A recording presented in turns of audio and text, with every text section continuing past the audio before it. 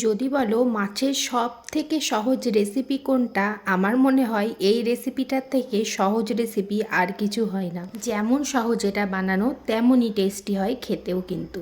তো এটা বানাবার জন্য এখানে আমি 1/4 কাপ টক দই দিয়ে নিয়েছি, আর দিয়ে দিয়েছি 2 টেবিল চামচ সর্ষে পোস্ত বাটা।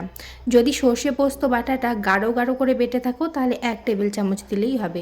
আমারটা একটু পাতলা বাটা হয়েছিল তাই আমি 2 টেবিল চামচ দিই। তারপরে অ্যাড করে দিয়েছি আমি কালো জিরে, দিয়ে দিয়েছি 1 চা চামচ ধনে গুঁড়ো, 1 চা চামচ জিরে গুঁড়ো, হলুদ, স্বাদ অনুযায়ী নুন, অল্প একটু চিনি দিয়েছি টেস্টটা ব্যালেন্স করার জন্য, 2টো কাঁচা লঙ্কা দিয়ে দিয়েছি একটা গোটা টমেটো, সেটাকে কিউব কিউব করে কেটে 5-6টা রসুনকে আমি হামালদিস্তায় থেতো করে এখানে অ্যাড করেছি, দিয়ে দিয়েছি একদম একটুখানি লঙ্কার গুঁড়ো, আর দিয়ে দিলাম 1 টেবিল চামচ সর্ষের তেল।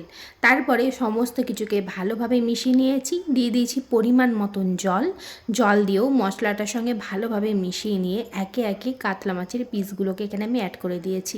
এবার ঢাকা দিয়ে গ্যাসের আঁচটা মিডিয়ামে রেখে মাছটাকে এখানে হতে দেব। মাঝে মাঝে ঢাকা খুলে একবার উল্টে পাল্টে নিতে হবে। আচ্ছা, তোমরা যদি ডায়েটে থাকো তাও কিন্তু এই মাছের রেসিপিটা ট্রাই করতে পারো।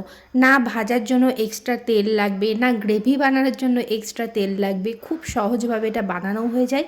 আর তোমরা চাইলে আরও কম তেল দিয়ে এটা কিন্তু বানাতে পারো।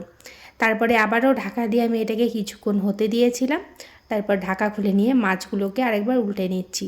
টমেটোগুলো না এখানে একদম গলিয়ে দিও না, তাহলে কিন্তু ঝোলটা একটু টক টক লাগবে খেতে, যেহেতু দই দেওয়া আছে। তোমরা যদি টক টক খেতে পছন্দ না করো টমেটোর পরিমাণটা কমিয়ে দিতে পারো। আমি একটা গোটা দিয়েছি, তোমরা অর্ধেক দিতে পারো।